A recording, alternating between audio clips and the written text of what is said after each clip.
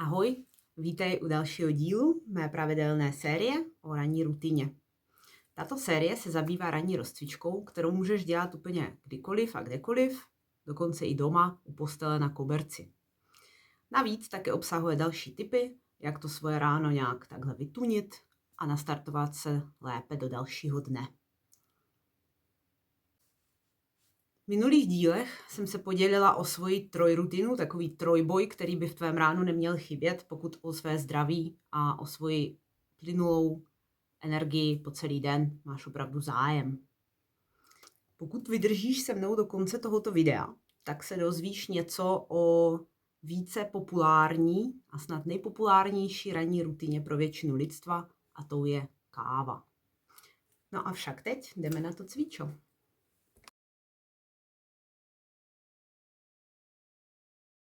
Takže první cvik, jdeme postupně na vzpor na loktech. Napřed si lehni na břicho, opři se o lokty, odtlač se od země, ramena zatáhni dolů od uší. Ještě se trošku protáhni tím, že pokrčíš jedno koleno, jeden loket, takhle do strany, jak je na videu. Poté zapři o zem kolena, zapři špičky a zvedni břicho. Zvedni trup, vnitrobřišní tlak, jestli si pamatuješ, všechno pevné.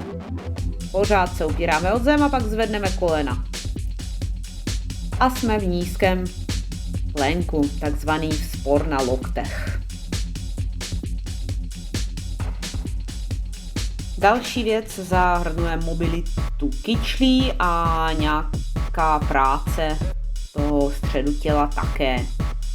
Takže se sedneme na zem do pozice 90/90, to už asi znáš z předchozích videí. Usadíme se tam. Trochu zarotujeme ze strany na stranu. To už jsme taky dělali. No, pak stoupneme na kolena. A pak jednou nohou vykročíme dopředu. Celý pohyb dáme zpátky. Výpad, noha do zádu a sedneme se plynule do zádu.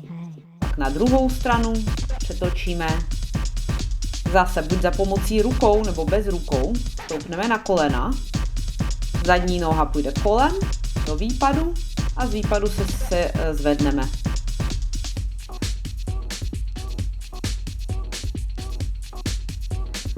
No a zpátky sedneme plynule.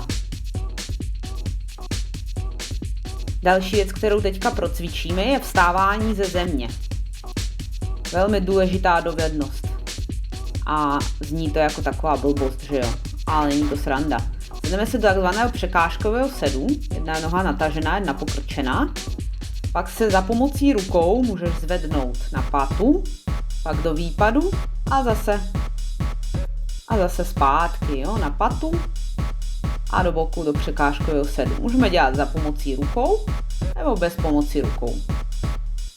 Samozřejmě s opřením ruky o zem je to jednodušší, takže zase zvedneme na patu, do výpadu, zapřeme špičku a zvedneme. A zase verze za pomocí rukou zpátky. No a poslední věc, dáme nějaký zvířecí pohyby.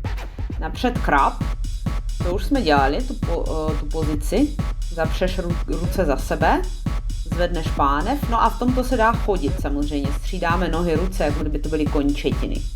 Chodit se dá po zádu i popředu.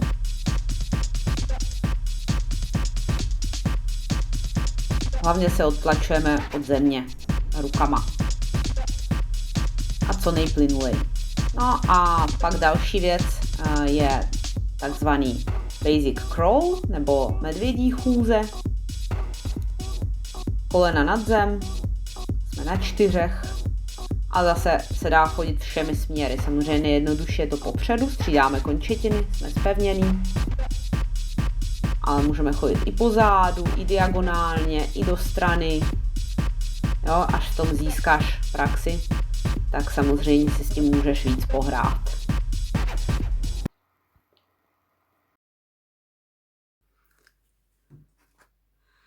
Tak a hotovo. Teď pokud máš chvíli čas, tak si řekneme něco o kávě. Třeba u kávy. Takže káva. Bezesporu nejoblíbenější a nejpopulárnější stimulant v naší kultuře a nejenom v naší. Řekla bych, že i docela celosvětové. Je to nejenom chutná záležitost pro některé lidi, samozřejmě jsou lidi, kteří kávu nemají rádi, ale je to i taková trochu společenská věc, když se řekne jdeme na kávu. Je důležité ale si uvědomit, že kofein jako takovej, to je ta látka, kvůli které se káva taky kromě chuti samozřejmě konzumuje, tak ten kofein je taky obsažen v čajích. V černém čaji, v zeleném čaji, ale také třeba v yerba mate, která mylně je považovaná za zelený čaj, ale není to vlastně vůbec čajovník. No a jak taková káva funguje a proč ji vůbec pijeme? Samozřejmě kromě chuti, což některým lidem chutná více, některým méně. Já patřím, se přiznám, k těm, komu chutná více. Takže kofein obsažený v kávě, a nejenom v kávě, jak jsme si řekli, nám blokuje receptory v mozku, receptory pro hormon adenozin. Adenozin je hormon únavy, takzvaný, který přirozeně v podstatě naše tělo produkuje a produkuje ho více večer, tak aby jsme byli schopni usnout. Je to v podstatě takový signál našemu tělu, že jsme unavení po nějaké činnosti, tak produkuje tento hormon, že cítíme tu únavu. No a pokud receptory pro ten hormon jsou zablokované, což kofein právě dělá, tak tu únavu necítíme. Takže adenozin jako takovej neklesá, tak jak na tom slajdu je úplně přesně. Ten se nikam nepoděje, ale zablokují se jenom receptory na ten čas působení kofeinu. Což poločas rozpadu kofeinu se uvádí 2 až 8 hodin. Záleží to na člověku, je to strašně individuální. No a co se týče jiných hormonů, jako dopamin, hormon takovéto motivace a driveu, adrenalin a kortizol, jsou stresové hormony, tak ty káva zvyšuje. Tyto hormony normálně při normální jako činnosti nebo při normálním dni jsou vždycky právě ráno vyšší. Káva je ještě zvyšuje. A s těmito vlastnostmi kofeinu taky souvisí odpověď na otázku, zda káva po ránu ano či ne. I přes některé nesporné výhody, jako je samozřejmě ta chuť pro někoho, je to jistá společenská věc, taková kávička s kolegama nebo s rodinou.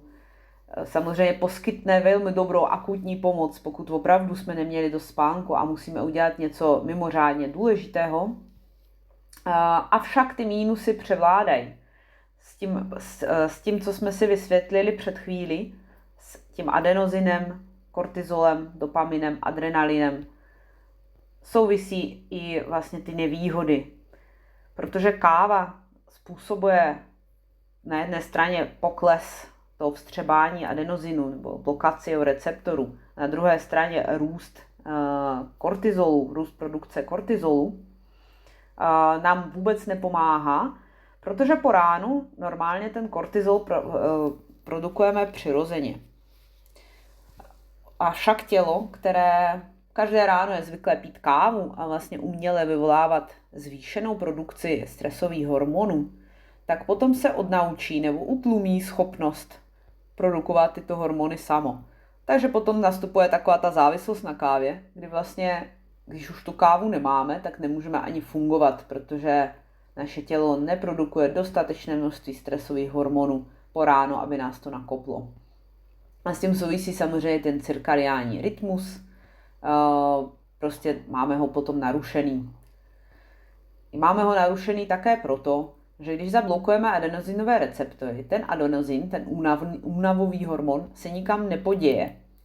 On se tam jenom hromadí a když se receptory odblokují, tak nás ta únava dožene. Takže vlastně, když se ten kofein rozpadne v našem organismu, vstřeba celý a jeho účinek pomine, tak ta únava nás dožene dvakrát. A nedožene nás večer, jak by normálně se stalo, ale dožene nás už odpoledne, protože to adrenalinu tam bude moc, jelikož jsme zablokovali ty receptory a blokovali jsme je celý ráno.